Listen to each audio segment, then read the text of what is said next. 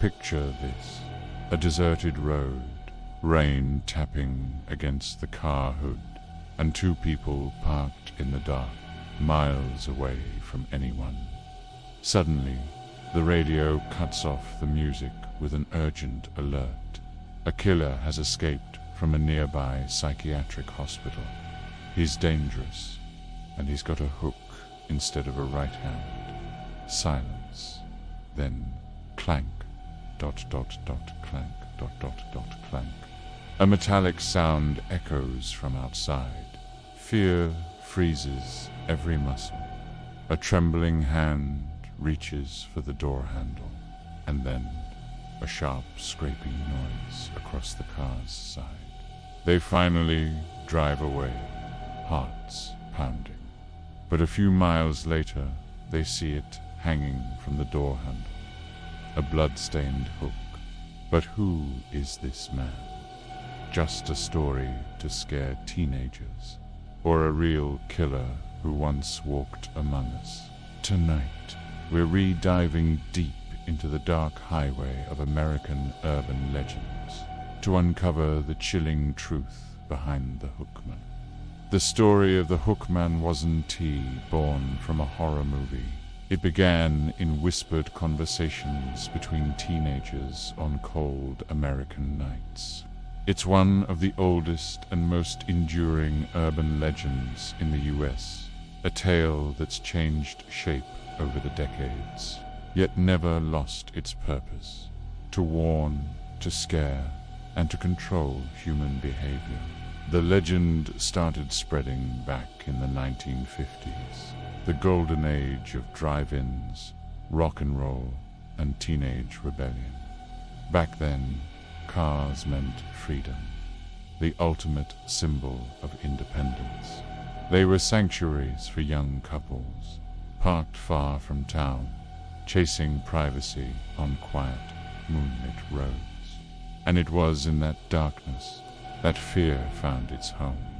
Parents and authorities, worried about the moral decay of youth, began to share a story about a deranged killer, a deformed man who roamed the night with a hook in place of his hand. According to the tale, he hunted couples who parked in secluded spots, scratching at their doors, tearing into cars, and leaving behind a trail of blood. The message was clear: don't sneak off into the woods. Don't be alone. Danger finds you in the dark. But what truly kept this story alive wasn't just the terror. It was the mystery. The Hookman never had a single face. In some versions, he's a war veteran who lost his mind. In others, a patient who escaped an asylum. Some say he was a victim of a terrible accident, or even a vengeful spirit, forever haunting the living, searching for the hand he lost. The myth grew like an echo of America's hidden fears, while the country celebrated progress, prosperity, and the so-called American dream. The Hookman whispered a darker truth, that beneath the white picket fences and bright neon lights, something sinister was waiting out there, dot dot, on the lonely roads. Over time, newspapers and radio shows began reporting real cases, blurring the line between folklore and fact. And so, the Hookman became more than just a story. He became a symbol, a warning, a reminder that evil doesn't always hide in monsters, dot dot. Sometimes it waits in the quiet hum of your car engine, right before the sound of clank, dot dot dot, clank, dot dot, clank. It always starts the same way. Nothing out of the ordinary. A couple, a car, a lonely road. The kind of scene anyone could find themselves in. They park, they talk, maybe they laugh, maybe they kiss. A slow song hums. on the radio, but then the music cuts off. The announcer's voice comes through, tense and urgent. Attention, local residents. A dangerous patient has escaped from Crestwood Psychiatric Hospital. He's tall, wearing a dark coat, and he has a metal hook instead of a right hand. Silence. The wind howls outside. The girl, uneasy, begs him to drive away. The boy smirks, trying to act brave. It's just a story, he says.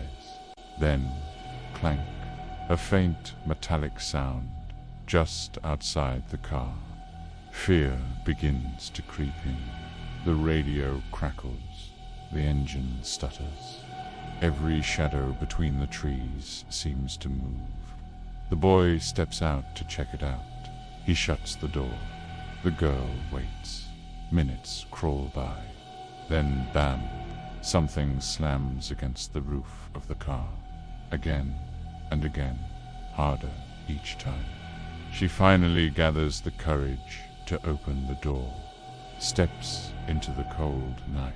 The hand sees him, her boyfriend, hanging from a tree above the car, and in the mirror, the faint reflection of a man standing in the dark, a metal hook glinting under the moonlight. That's just one version.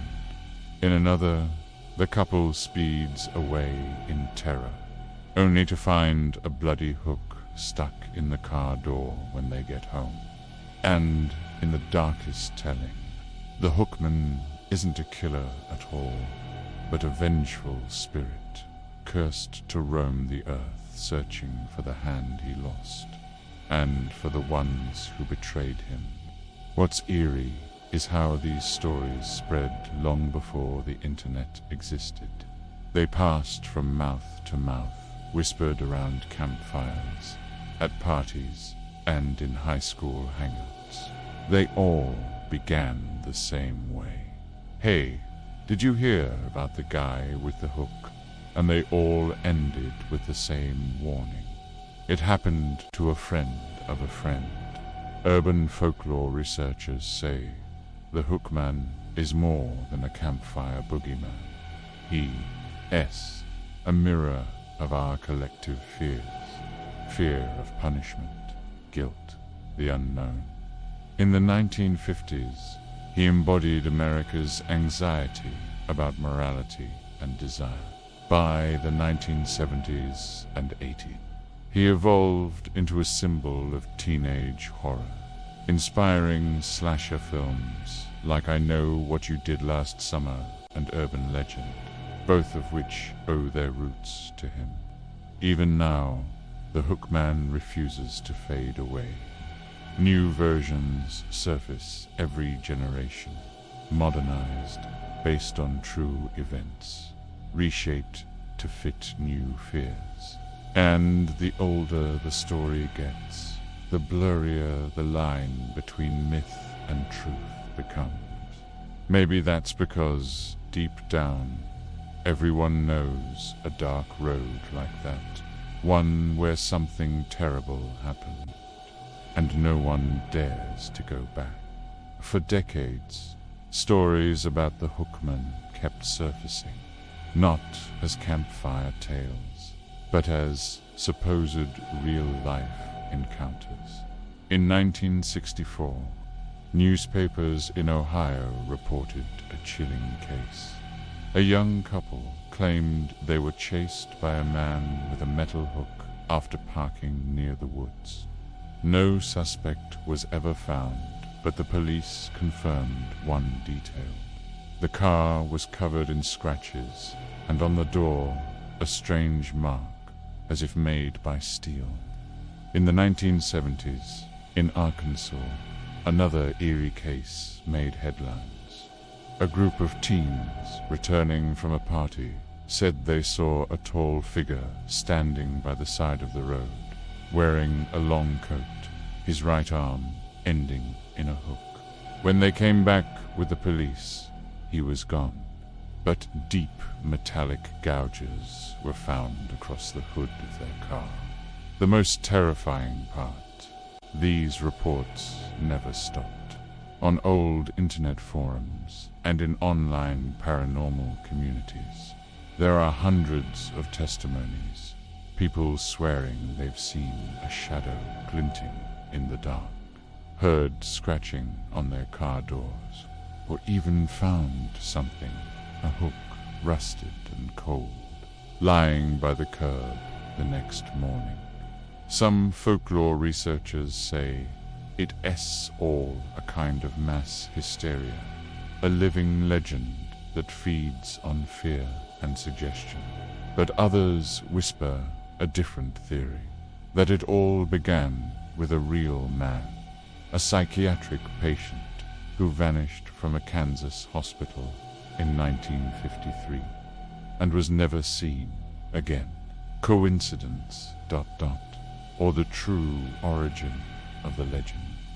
No one knows for sure. And maybe that's exactly why the Hookman endures, because he thrives in uncertainty. As long as someone's willing to tell his story, he lives on, echoing through the cold night, between the howling wind and that metallic clank that makes your pulse quicken. So, next time you're driving alone, ... and you hear something scrape against your door, remember, the Hookman might be closer than you think. The Hookman might just be a story. But stories like this never appear out of nowhere. They reborn from real fears, the instinct that makes you glance twice at your rearview mirror, the shiver when something moves in the dark. The legend of the Hookman is, at its core, a mirror. It reflects the fear of what's out there and the fear of what lurks inside ourselves. Maybe he never existed, or maybe he's still roaming some forgotten road, waiting for the next car to park, the next radio to play, the next heartbeat to falter.